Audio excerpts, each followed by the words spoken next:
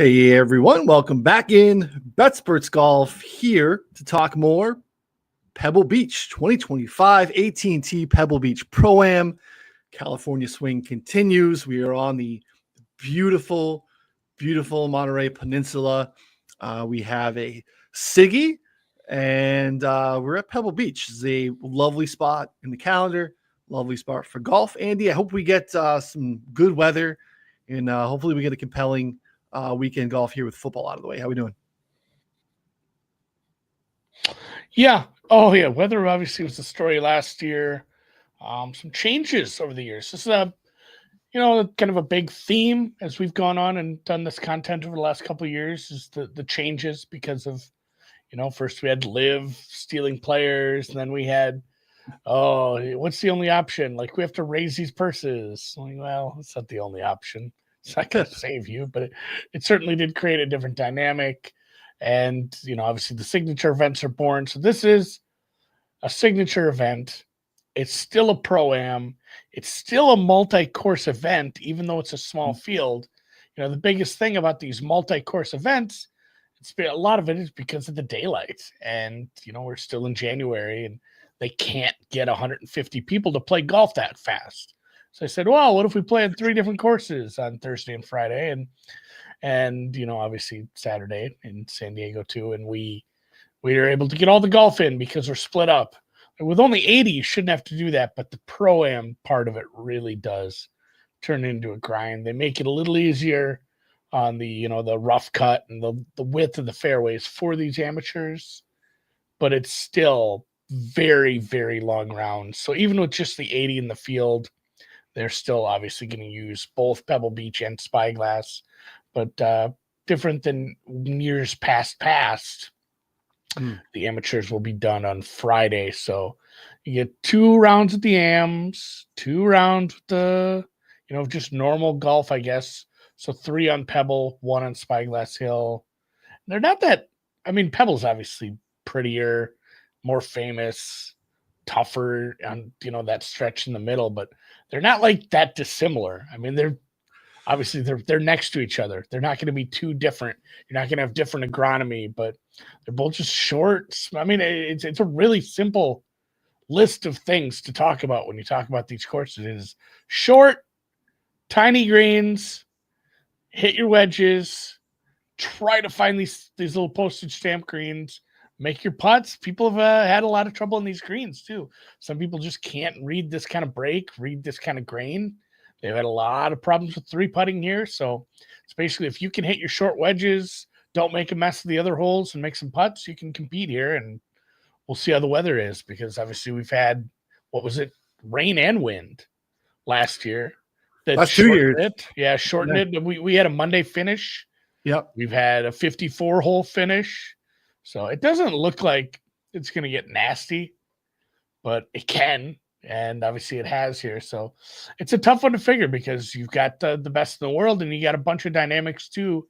As I've kind of been finishing up some one and done thoughts. It's funny that Rich asks about this in the chat. One and done thoughts are tough because, you have to use a big name here. Depending on how your one and dones work, and we can just dive right into that right away. Sure. This is a signature event. This is a huge purse. This is on par with all of the majors. It's, less than the players. You have to use a big name. You probably have to use a top 10 name here. But what are you going to, like, Scotty couldn't brush his teeth 2 weeks ago with his right hand. Rory, Fleetwood, like, some of these guys are coming from the desert. Tom Kim just played in Florida. I don't know what we think of JT right now. He's an enigma. He's very hard to figure out. Hideki is very solid right now. Colin is solid but can't win. Sungjae's right there. He's a sneaky guy that always seems to find himself in the top 10, top 5 on Sunday. So, like, there's a ton of names that you could absolutely use here. You got last year's winner that I don't think is too far out of the runnings for that. Like, one and done is very tough. I just think, don't overthink it. Look at who your top 10 names are. Start crossing some guys off. Like, I just can't. Scotty can win like 10 events this year. There's no reason to use Scotty this week. If you're in a huge one, if you're in one with thousands of entries and you have like 10 entries, that is the only reason I could say to use Scotty, because he will be very lightly used and you could be very unique. But I mean, there's a lot of spots to use him. So I'd start crossing off some guys for reasons like that. Find what you think fits this course the best to win, or at least top 5 out of like your top 10 names. Don't go too far down the board. It's got to be a big name. And it's funny, Rich, Cantlay is a name I went into the week liking, and JT annoyingly has popped in a lot of model stuff that I've been doing. And I don't love that, because it feels like he is just dancing on a razor blade as far as, the putting can just fall apart again. And this is a place for that. And I guess I kind of wanted to ask you about that. What have you done as far as looking at some of the splits and some of the data for putting here? I think it's one of those weeks where it matters. Yeah, I think it's one of the weeks that it matters. This is a unique situation. And, Ron and I went through it yesterday on the Monday preview show, looking at some of the course history stuff here too. That it's just kind of unique, right? Where this is a place where, and again, we like dunk on the PGA Tour, and very easy. And again, it was kind of insufferable even over the weekend. Secondary to like the refs are in the bag for the Chiefs is like just, finding opportunities to dunk on the tour and the things that they do wrong. So they deserve credit twice here. First, we got ShotLink data. Good call. We got ShotLink data on Spyglass this week. Shout out to Justin Ray reporting that.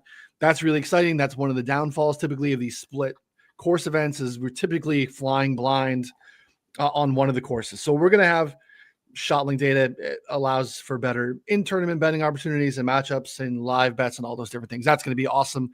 And moving forward, that's going to be fantastic. Also, if you kind of look at how this course has played in the past, it was a declining field strength event every year, despite it being typically referred to as the greatest. Yeah, it's Pebble Beach. It is, outside of Augusta National, is probably, a top 3 most recognizable course in the world. It is, revered, it's absolutely. So the why that was going down the way of having like Larry Cable Guy featured for 30 minutes every Saturday, it's a problem. That's a problem, right? And then no one else is coming to this event, right? It's just, unless you're tied to AT&T or the area or something like that. So now we have a spot where Scotty's coming here, Rory's coming here, the top of the board is forced to come. So we see some things that are a little bit different. Now, Cantlay has more course history and familiarity here, because this is an event that he would typically play. JT feels like a perfect fit for what's required here. So I think they're both fantastic options. I think Rich asked us too. I don't even know. I can go either way. Cantlay, JT, I think they're both fantastic one and done options this week, especially if you're just, firing that one spot. So from a putting standpoint, as you asked, like, yeah, you got to look at whether it's just, POA putting. Those splits are very small because we don't get a lot of POA putting. You can look at putting ranges 5 to 10. Because again, like this Bumby POA is tricky. The slopes and undulation on the small greens are tricky too. So yeah, I do think it's a week that we need to look at it. I'm still not weighing in a ton, but I think it matters more than most weeks, because some weeks we'll build models here and we won't even consider putting at all. And also everybody's, you kind of getting a peek at our research.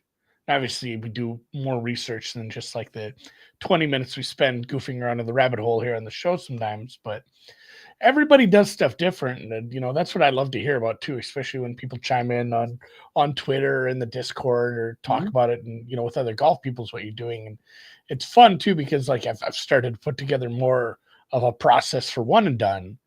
And I've spent a lot more time doing the some of the things we do on here, where it's just like, I just want to look at a split. I don't want to throw this in a model. I just want to look at, something. I think some people are good at this. I want confirmation one way or the other. I want to go look at something. A lot of times what I'll do is I'll just run through Ron's preview, or someone else's preview that I'm looking at, and be like, man, what really matters here? And you kind of have a sense for it, especially the courses that are easy to remember. All right, there's tiny greens here. It's a shorter course, but that's the fun part. Is just like, all right, Ron's reminding us that these are small greens and they're hard to hit. So, and obviously there's a lot of wedges into some of these short holes. And I like to just do that. I just like to split it out and look at, show me small greens for the last couple of years and who's been able to hit them. Now show me, small greens and who's been able to putt well, who's been able to score well, who's birdies are better on small greens, like just things like that. And it's funny too, some of the guys that are popping up and like, oh man, this is not really where I thought. So that's what I like to do on Mondays and Tuesdays, kind of dispel the stuff that I'm going into the week with. Yeah, no, I think that's a great point. We actually there's a chat in our Discord yesterday where we were talking about the wind, and again, we're a little bit out, and that's again one of the defenses of the course. We're obviously, the majority, a lot of the holes, and that's kind of one of the differences between Pebble and Spyglass. We have some more exposed holes, coastal holes on Pebble, with wind being a factor at times. And someone had made a comment that they thought Shane Lowry again would be history perception of really strong play in wind in his career. That is true. But if you look at like the last 2 years, strokes gained total in windy conditions through the rabbit hole, Shane Lowry is 75th out of 80 guys in strokes gained total 2-year period in strokes gained in windy conditions. And again, the wind condition stuff can be a little bit noisy. I don't love it to begin with, but again, you want to look at it and over a larger sample, that definitely flies in the face of what you're thinking it's going to be, because your perception of Shane Lowry is Portrush, shit got wonky. He was the only last man standing. And again, like lower ball flight. So it doesn't mean that maybe that's the wrong sample size, but to your point, like I think using why the rabbit hole is great is you can kind of dispel some perceptions or get some confirmation bias on what you think matters and who you think is going to pop in what matters. So yeah, I love it. So yeah, I mean, I understand why you'd be flirting with Cantley and JT from a one and done standpoint. I agree that Scotty's off the board. Some other names you mentioned there, I think, are also very, very viable, but I do think you have to land the plane this week because, it is a top 10, top 12 type of guy week. Well, and it kind of ties, we've done a lot of one and done talking, which we don't do a lot of, which I think is fun just because this is a fun week for it, but it goes right into the betting side of it too. Obviously that's quite different where the odds don't matter. The only thing matters is cashing and, obviously to a lesser extent, not being, too tied into just doing what the field does every week. If you're in some of the really, really big events, obviously, it's different. One of the ones I mostly focus on is a 49 person one and done. Like you don't have to worry about being on the chalk. Yeah, it's not a game theory type of event. It gets a little bit towards the end, but obviously it's way different than playing in like the big Mayo Cup one or some of these with thousands of players in it. But at the same time, when you get into the betting board, it doesn't feel like, you can go too far down here. This isn't a course that's going to invite crazy variance unless we do get the wind. If you don't end up with the the weather really being a big part of the impact, it feels like there is, 10, 15 guys that it's going to be awful hard for some of these names down the board to put together 4 rounds where they can be like, well, I played better than Scotty, Rory, Hideki, Colin, Hebert. Like there's just so many names to leap over. And, those are guys that even just throwing out this year, because we don't have anything on Scotty, Rory hasn't actually played in the, on the mainland here at all yet. Just the other names like Hebert, like he looked like he was going to win that tournament going away before he got sick. Hideki has already won a tournament this year. Colin was right there. he is like the world's hardcore bridesmaid right now. And then, you talk about Cantley has played here 100 times. Like this is a very tough top of the board to pick through this week, which usually when I run into that, I'm like, well, I'm just going to take some shots in the 30 to 50 range, but I don't want to do that this week because I don't feel like that's a good use of money. It doesn't feel like those guys are going to win this tournament. There's not a lot down the board that I'm excited about. So I do think you kind of have to pick some guys in that top 15 that, somewhat separate, and it's going to take a little more work for me because I'm not really there yet. It's going to be more matchups, or maybe it is some top 20s on some of these guys that are in this middling range. And it's not to say that you can't go down the board. Wyndham Clark obviously showed he could compete here. He's a bigger number. Somebody just mentioned Zalatoris in the chat. Obviously, he can he can compete with the best in the world. He's like 70-1. Hovland is 70-1. Grazerman, if you want to get real weird, McNeely, West Coast guy, you have a group of players. Tom Kim, who looked like the best player in the world last night in the TGL. Like, there are some guys a little further down the board that merit some money, but I agree. like, it still feels like I'm gonna need one or two guys in that top group of 6 in my card to take it seriously this week. Yeah, I can make a case. I'll do it later. I'll make a case for, I think there's a guy sub 30 that's mispriced. That is getting a little disrespected compared to his peers where he should be. So, what else? Anything course wise? Like you said, a lot of less than driver. Ron and I went through, and you can look at the data sheet to our key stats. You're looking at about 15 to 25% driver usage below tour average. And again, like, I'm very interested to see how these numbers continue to evolve and change compared with the field strength.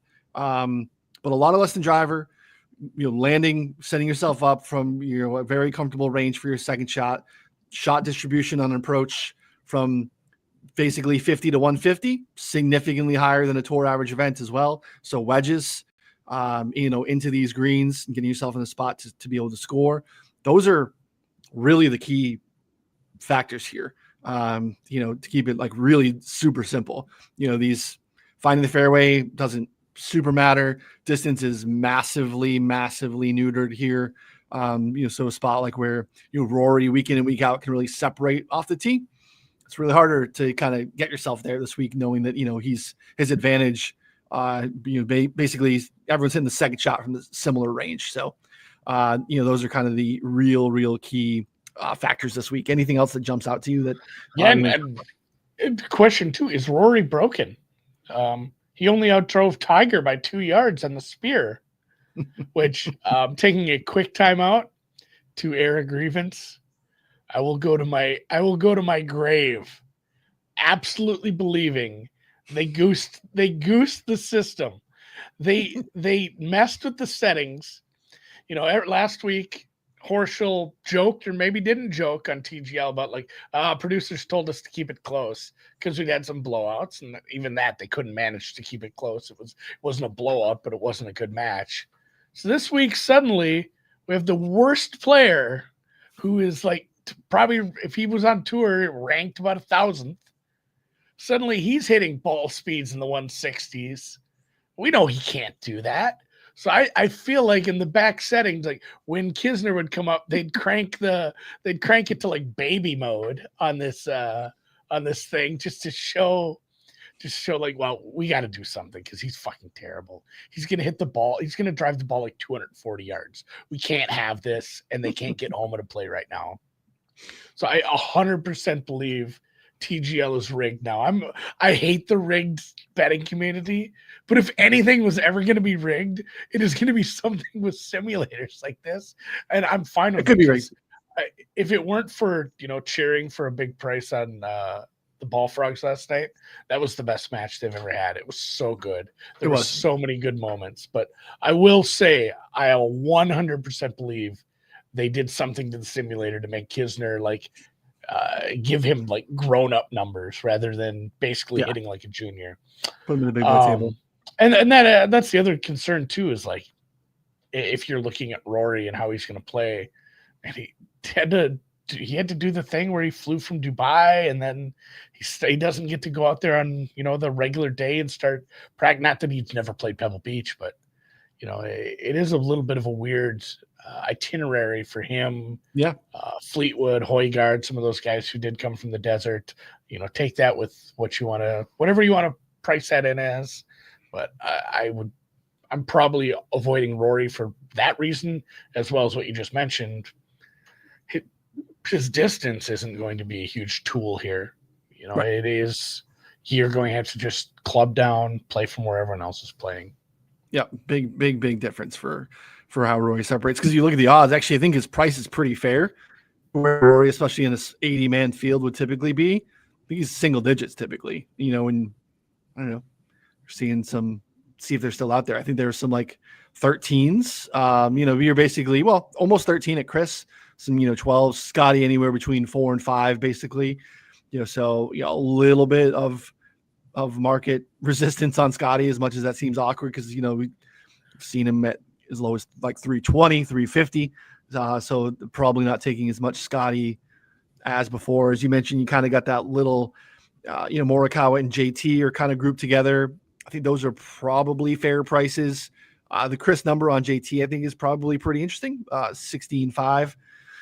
I guess it's definitely the top of the board that I flirted with the most in terms of that top tier.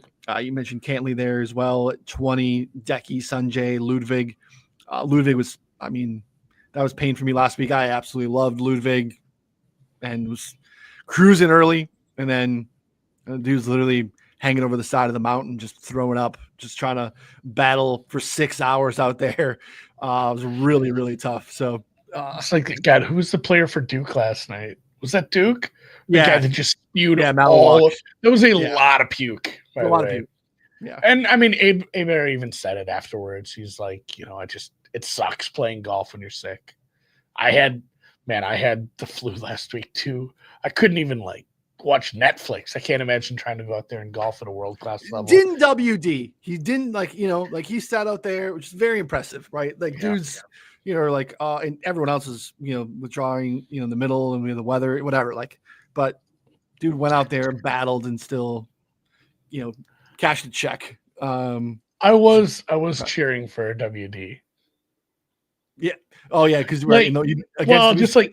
Well, in our I mentioned that smaller one and done, he was pretty popular. There were 5 or 6 people who did use him.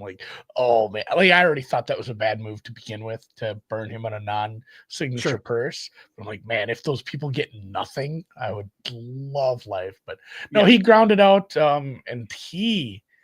Of the guys, like I mentioned, in that top 5, 6, 8, however you want to draw that first tier, and obviously the first tier is probably just Scotty. Even though we've mentioned it's a very avoidable. Abear around 25 is very, very usable. I think just he doesn't have a weak. What's his weakness in his game right now? We talked about being the distance neutered. It's kind of like when we mentioned that with Scotty, does it matter? He does everything. What's a Scotty course? What is a good course fit for Scotty?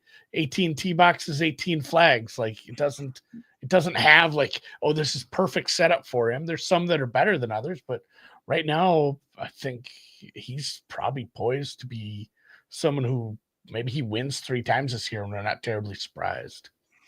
Without a doubt. I think, you can make the case for, I think that applies to Scotty without a doubt. I think that probably applies to Morikawa, even though the distance is, sometimes not great. I think he could probably play anywhere. Ludwig, Xander. And I even think Decky's kind of in that range, even more so than Rory, right? Just doesn't really matter. Rory does, I think, shine in a spot where, it's a little bit of a harder test in the spot where distance is on the menu. Yeah, and obviously Decky's has always been, he can have a bad putting day. He can have a very, he can have a bad short game day, and short game matters a lot here. It's been short game's awesome. It's the putter basically. Around the green, he's awesome. Yeah, he's great. Great hands, as they say, around the green, and that's going to come into play here too. Some of the best iron players in the world are going to miss these greens because they're just very small. And if we get any wind, or you're playing from a disadvantageous tee shot spot where you're trying to hit your second shot, and you're going to miss some greens for sure. So you got to be good around the green. And I think it's another week where if Decky putts at 80% of what we saw in Hawaii, he's super live. He should be in the top 5 at the end of the week because he was playing about as good as golf as we've seen. Yep, could not agree more. All right, let's look into some stuff before we do some damn data. Well, tell people about this deal. This is a limited time deal. So if you're hanging out with us now for free on the YouTube channel or listening in podcast form, we appreciate both those things. Subscribe. We appreciate it. If you listen to podcasts, we do our best to try to make this something that you can consume audio only. We do a lot of screen sharing, so it is a great spot to check out the Betsperts Golf YouTube channel. Maybe circle back and you can see some of the screen shares. But between now and the Super Bowl, so 2 weeks, limited time offer is a deal for you to get 90 days access of Betsperts Golf for just $10 through our partner at Better. You can download the Better app, use promo code BSGolf, deposit and play $10 on Better, DFS pick'em platform site. After you deposit within 48 hours, give it 48 hours, please. You're going to get an email with a link to activate your Betsperts Golf access for no additional cost. So $10 on Better using promo code BSG or the link on the site. It's a free article on the site if you go to betspertsgolf.com to check it out. Very simple to walk you through all the details to do so. And that's it. You get a quarter of the year. You're getting, I don't know, nuts and bolts of the, meat and potatoes, Andy, of the schedule. It's going to take you through the Masters, even players, all the good stuff that's coming up. And again, this is a limited time offer. It is gone once they kick off for the Super Bowl. So take advantage of this now. If you're wanting to hang out with us, check it out. Get access to just, for $10. It's a great way to take advantage of it. Yeah. If you have any questions, our DMs are open on Twitter, and I will have this in the description of the YouTube with the links and everything, what you need to do. And like we said, this gets you the players, the Masters, everything in between. And honestly, we're always working with companies on this to find ways to get you cheaper access. We scratch their back, they scratch our back. We bring them customers essentially, and they pay us. Like that's how we're able to do this. They give us a kickback to bring somebody to their customer. Maybe it's a product you enjoy using in the long run, and you end up playing quite a bit on one of these. Yes. So what I'm saying is, you get 90 days access.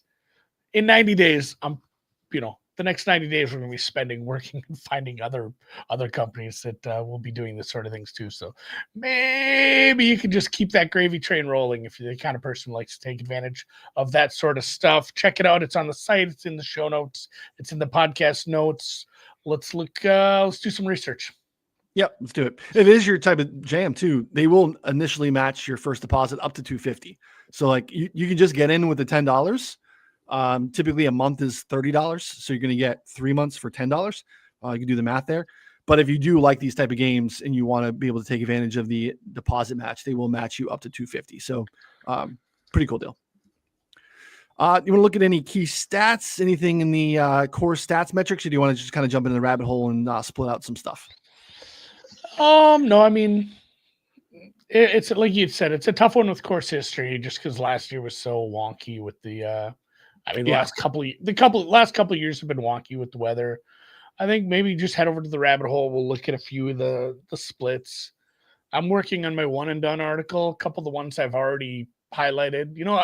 The thing I start with when I do one and done is like cut makers. I look at the placement chart, and obviously a little different this week. I'm not looking at like who's going to make the cut, who's going to end up, but I still did look at the finish position few just to see who's been strong in like finishing in the top 10 higher than they should have, or higher than the field around them, or compared to their top 20, top 30 rate. And it's funny, I queued up the last 18 months on this, and it was Scotty 1, because I had on rank view, so it just ranked the players on average finish, win percentage, top 5, 10, 20, 30, 40, made cut, missed cut percentage, and Scotty was a 1 across the board. Like, hilarious. Obviously, like, we know he's very, very good, but it was just sickening to see. Like, the last 18 months, no one else has had a better percentage of any of those stats than him. No. Even some of these guys were on small samples. Like, you played one event and you top 10'd it. Apparently that still wasn't good enough. So looking at that, obviously, Rory, Luda, Russell Hanley. Russell Hanley is always a sneaky name we always love. Morikawa, like I mentioned, bridesmaid of the year of the century.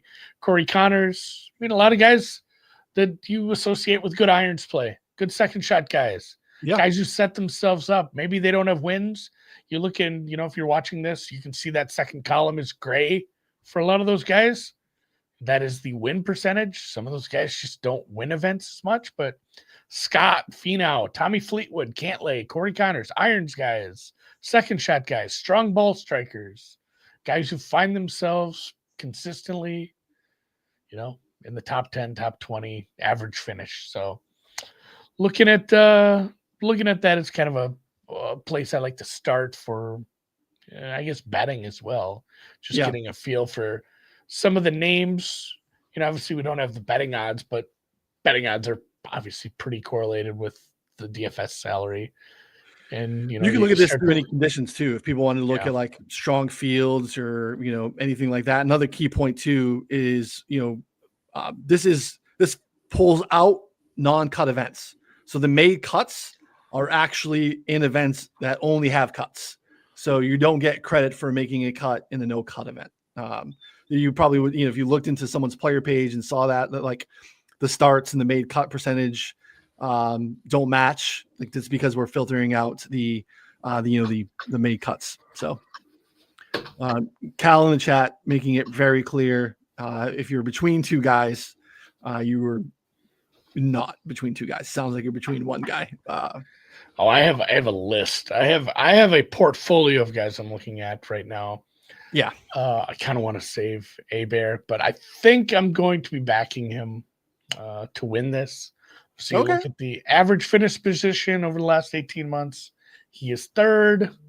I'm feeling pretty good about him basically the whole year, like I mentioned. I'm going to try to cash multiple outrights on Ludwig this season. Well, I think I'm going to Martingale. I'm going back to the well not next week, but next time for the Genesis back at Torrey. So I'm going to go back to the well for him there again, because I just think that's such a fit for his game. I'm also excited to see Scotty. Depending who's there, he's going to be like 8-1. Yeah. Oh, if Scott, you need Scotty in the field. You need some of those big names to play down. Scotty's it's a SIG, right? So. I'd forgotten it breaks your brain that it's Riv, but it's not Riv. So, but it's one of the cut ones. You should get a good price on him then. Yep. So this is an interesting way to go about it. All right, what do we want to look at here? Have you built a model yet? Do you have one in the system? No, like I've said, I've run a bunch of stuff.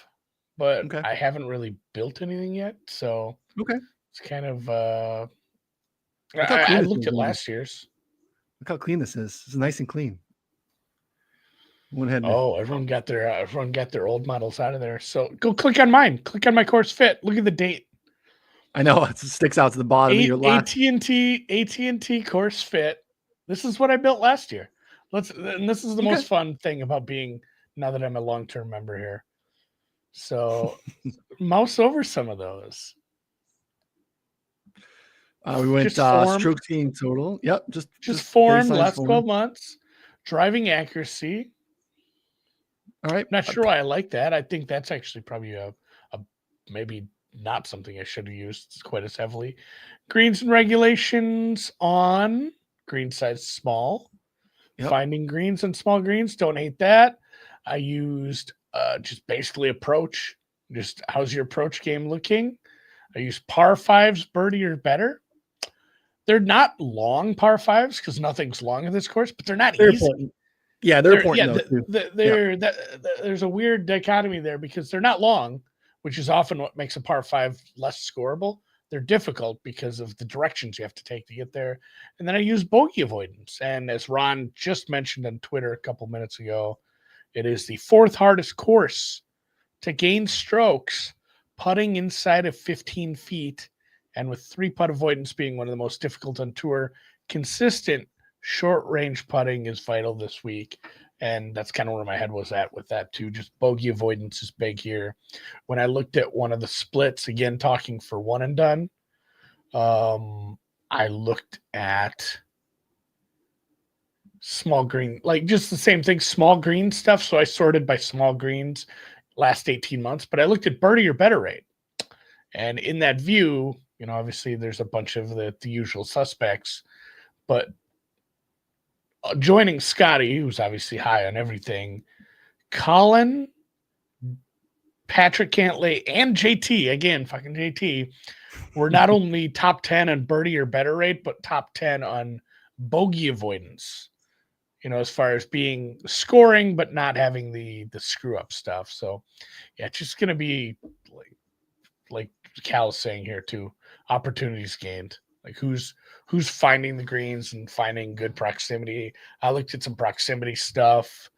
Like we mentioned, the rough isn't super long here, so I think you're fine looking at proximity overall and just saying wherever the ball lands, how close are you getting yourself? Because you can't be giving yourself 25 footers. Not that there's going to be like 80-foot putts here. The greens just aren't that big. Yeah, I always push back on the proximity stuff. I do think this is actually probably a week to use it because I think it matters a ton, and just relative to a tour average event, it's pretty massive in terms of 50 to 125, 50 to 150, and you just see so much more of it. And those are scoring ranges, right? Those are wedges, gap wedges, scoreable irons. So I think that matters quite a bit this week. So even with guys taking less than driver, you still often have a scoreable wedge into the hole. So let's just start. Let's look at some just overall performances on shorter golf courses. Can we start there? Yeah. Short, very short. I'm looking at the last 12 months. Oh no, we have 18 on. Let's leave it. Let's just see what we got. See how these guys are playing. You'll see a pretty good variety of rounds played here too, because you're just not seeing a lot of the top guys. Hey, look, Justin Thomas again. Scotty Scheffler at the top, JT second, Ludwig third, Russell absolutely disrespected in the betting market.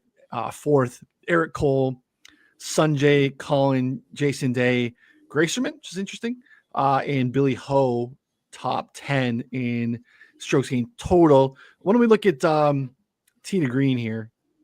We'll kind of suss out any of the putting stuff. Some other names that jump in here. Lowry jumps in here. Rye, Siwoo, Sepp, Connors jump in there if you pull out any of the putting stuff. Sepp playing well enough to win this year. So Maybe Sepp, not here. Yeah, this is why it was on Sepp at the MX, is partially because we had a larger distribution of shorter approaches, right? Approach shots on short and very short golf courses. That's why he modeled well for me at the MX. And again, top, he's seventh here in that. So same thing. Nick Taylor, again, in the mix in that. Great course history at the MX, was, flirting again, fifth with, shorter approaches. So Hoagie, previous winner here, off to a good start, second in strokes gained approach on short and very short golf courses. So there is some looking at that too, predictive stuff, and looking at drawing a line back to who's played well here in the past. I think if we went a shorter range here, you're going to see Wyndham Clark here, right? So that would make a lot of sense too, right? It's like, oh yeah, he won here. So we're not even looking at course history, but it's more so of why did he win here? Oh, well, he's a hell of a wedge player and he's a pretty streaky putter. That makes a ton of sense. So yeah, I see here he's 16th. So fifth in strokes gained total last calendar year on short and very short golf courses. So that makes sense to me. What else can we look at here? Turn this off. You want to look at small greens approaches? I don't know. How big of a, do you want to build just a simple one here? Sure, you can do it. Like just a small, short course ball striking. Okay. Short and very short. I just want this is a tougher one, I think, to model. I don't know. Like these small field, high end fields like this, they're tough because, you do this till you're blue in the face, make 100 models. It's just going to keep spitting out, elite guys near the top.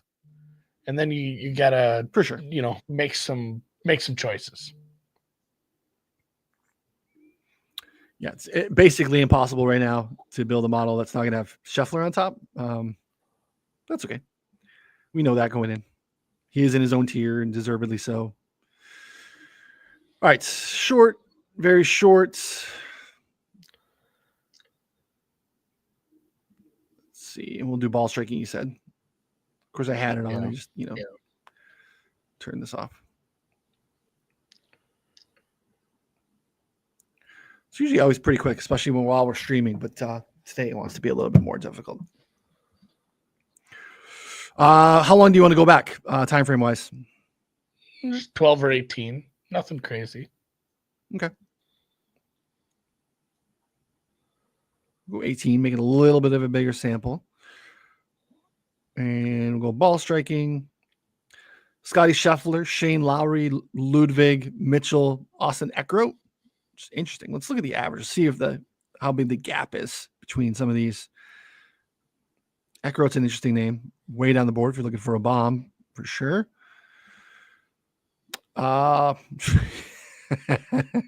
This is where it's always so funny to me. When you look at the average, it's like, yeah, Scotty won, someone's 2, and then you're like, actually, he's a shot and a half above everyone else. No one is even gaining a shot and a half in this split. It's just kind of absolutely berserk. So Scotty, Lowry, Ludwig, Mitchell, Rye, JT, Sepp, Eckroat, Siwoo in this split of ball striking on short and very short golf courses. Man, he's just so good.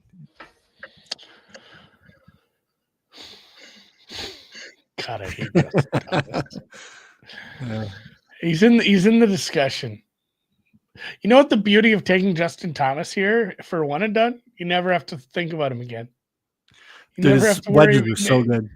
You never have to worry about him again. I'm gonna dig in a little on him again. Let's look just while we're here, right? While we're here, Cal's our guy. This is your one and done partner. We're flirting with it. Let's look at some of the stuff. If you kind of look, he will not miss the cut. Approach is good. Look at the putting is trending. We don't really have any. The polo putting, that's a 5-round sample, so that looks awful. But if you hover over it, it's 5 rounds. Noisy, right? But look at this, and again, like it's dark green the darker the green, that's in relation to the tour average. So this is a really good large sample of him being super duper elite in the spots that really, really matter this week. So I don't know, very short golf courses, gaining a ton. Wedges that matter, gaining a ton. Recent form, rolling form. The putting was red. The putting was red until it wasn't. Like, it's funny too, just every announcer for like 2 years. It's like, oh man, if he figures out it was the putting and the blow up holes. Because he played decent golf. It's like he'd miss a bunch of putts, and then he'd have just a hole that would break your brain. Where like, what were you doing there? What happened that you decided to have a freaking 7 there, or just And if he gets it all together, I mean, it's not been that long since he won a major. He's won a major more recently than some of the names in front of him. So I don't know. Yeah, he looked good at the Amex, and I hate it. I hate it so much. That he naysayers will say he's not lost strokes putting in 2025. He is. He's one of the best putters in the world in California this year so far. Oh man. All right, let's put something short game into the model, and maybe go from there. Don't hit download. No. All right, we added ball striking short and very short. You want to leave those on or not? I mean, I'm not going to leave them on for short game stuff. Turn them off. It depends what you want to look at. Do we want to look at small greens? Do you want to look at no cut events? Do we want to look at small fields, POA greens? Like, is there a way that you want to split this out to look at what do you think gives us the best answer to the question, who here is going to have good short game success? That's the whole thesis of using this tool is what's the best way to answer the question. The short game question, I don't know. I don't think I would overfit anything in particular short game wise. I think you can look at proximity around the green. You can look at just raw strokes gains. It's pretty decent. There's no distinct split in terms of Short grass and rough here. There's a lot of bunkering, but I also think like I'm trying to pick a winner. So your ability to get up and down on the sand, I don't really care. I'm not trying to pick a made cut guy. Like ideally you're missing a lot of the bunkering. So it's just not something that I'm going to be looking at. So from an around the green standpoint, it's to me just, around the green proximity or around the green, strokes gained around the green would be probably the two ways that I would do it. Scrambling's in the tie in, putting obviously. So any of these that you're looking at is tying in an element of putting too. So we're going to pull off very short to pull this JT top spot away from him, but he's still going to be pretty high up here. All right. Strokes gained around the green. No adjustments. Last 18 months. Justin Thomas. Fine with that. He has good hands. He does. He is fine. He is fine around the green. Mac Hughes, Hideki, Scotty, the Big Hoss, Harry Hall, Sanjay, Davis Thompson, Cantley, Mav. Top 10 around the green. Proximity around the green. If you want to look at that, see if there's any changes there. Big change for Sanjay. How about you, Korea? Yeah. Siwoo behind Scotty, Sanjay, Denny, Rory, JT, Cantley, Russell, Cole, and Colin.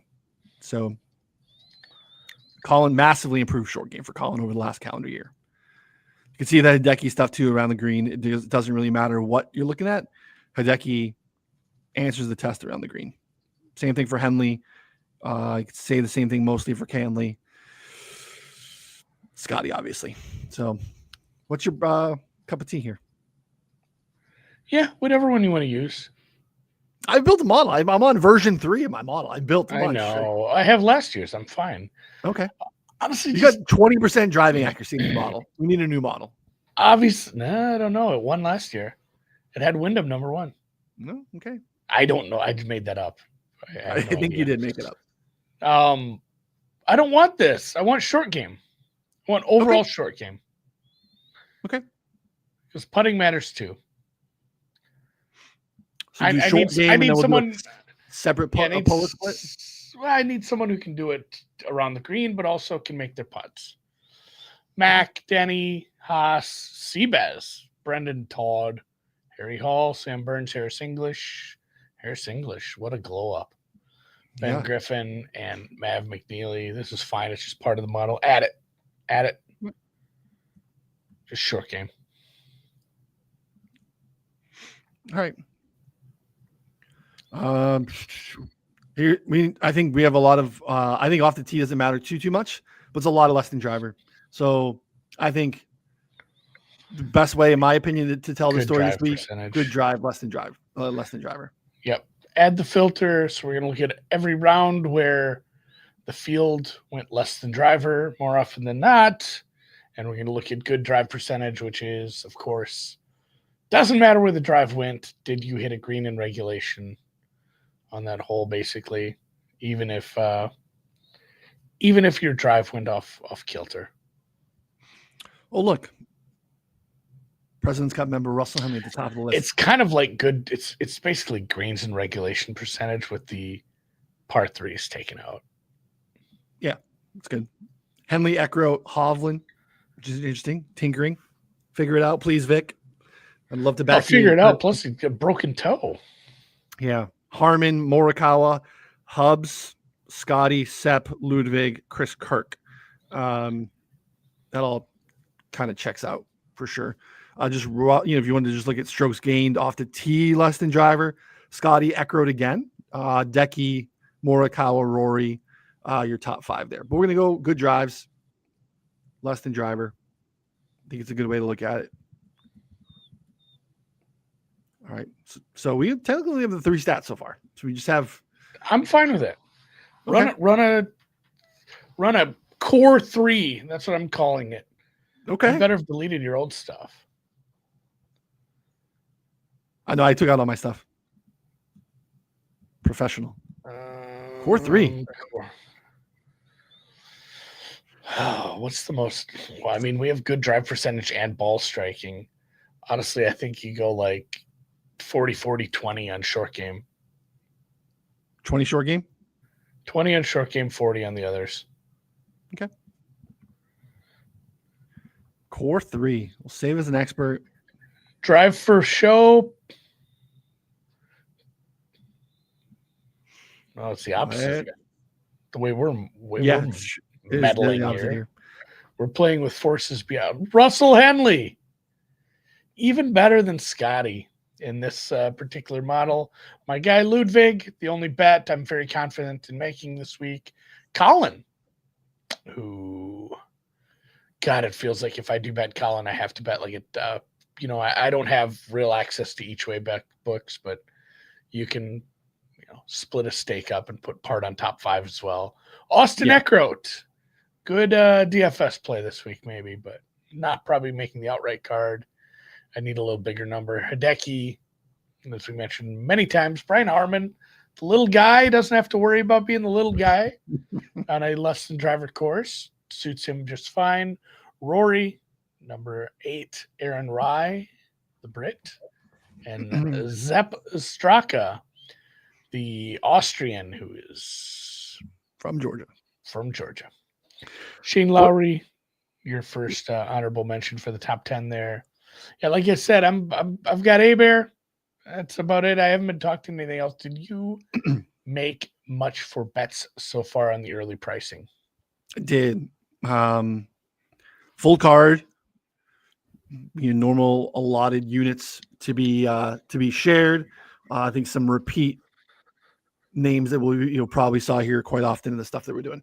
I believe that Hideki is mispriced. I don't think that Hideki, relative to his peers, should have been available at 25 or 22 or so.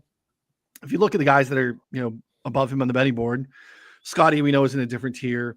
And you can say Rory as well, even though Rory's won a bunch of times worldwide over the last couple of years. The other guys that have either ahead of him or the same: JT, Morikawa, Cantley, Ludwig, Sanjay, who was 25 at the same time Hideki was when I bet Hideki at 25, have not won a golf tournament since Aberg won in November of 2023. Hideki's won 3 times: Genesis, Siggy; Century this year, Siggy, and the St. Jude, which is the first leg of the playoffs, which is probably the best field in golf. He's won 3 big boy events and modeled tremendously here. So I don't know. What do you think? What do you think of this? Russell Henley, plus 225 to top 20. I think I did the math right. You can tell when someone's British, they start throwing fractions at you. 9-4 in the third race at Cheltenham. To top 20 at Betfair. I'd box it. Decent. Make sure you exact a box. Just cover yourself. I mean, you can put that in your verticals or your horizontals. We're just being mean now. No, I think that's a pretty decent price. Like Henley has the right game to compete here, but I don't know that he has enough of it to get over the hump over all the big names. I kind of like that a lot as a top 20. Russell Henley is a big name. He's disrespected. 70. I got a 70 on Russell Henley, Andy. I know he might not win the golf tournament. He's probably not winning the golf tournament. 70-1 will tell you he's not going to win the golf tournament. But he's way better than that. And this course fits what he does so well. You saw he, tops in our good drive, less than driver. He's an elite short iron wedge player. The putting has been better. I thought it was a misprice at 70. This should have been a course that he's been coming to for years, and he just hasn't been. So his course history here is nothing, but it totally fits his game. So Henley is on the card at 70. My brain was broken. Also on my ticket, I bet Wyndham Clark at 55. I almost didn't bet Wyndham Clark because he won here last year. That's something we're so messed up in the mind, right? It's like the form discussion that we've had in the past. We want you to be really good, but we don't want you to win. But why is Wyndham around 60-1? He's a really good golfer who is actually sometimes having the driver with the head cover on probably serves him well, right? He keeps the ball in play. He was not good at PGA West. That's probably the reason for a little dip in his price, but he wasn't good there. It's one tournament though. and he's playing in a big boy tournament. Like his number's a little long. I would agree. He He gained was someone I mentioned. he gained 0.8 strokes per round on approach. His driver was awful, right? So like, Yeah. I don't know if he's gaining almost a That's shot per round that's on how approach he's and bad. putting. Yeah, When he gets real squirrely off the tee, he's going to have bad days. yeah. And So I think you're right. It matters less here. Oh, that's a good one. it's the price is bad, Like, right? So part of this is picking up prices. Henley, Clark, and maybe Mav. They're all in that 60 to 70 range. I think I'm going to have it's going to be a top 20 week for me. I think I might have top 20s on all those guys. Yeah, I like it too. I get the Mav stuff. You'll see at some point have this flyover of, here's the house that Mav grew up in with his dad is, a big exec, and he could sneak Who's out he late. playing with? Mav. Oh, I can't see who he's playing with. He's 24. That doesn't make sense. Oh, he's playing.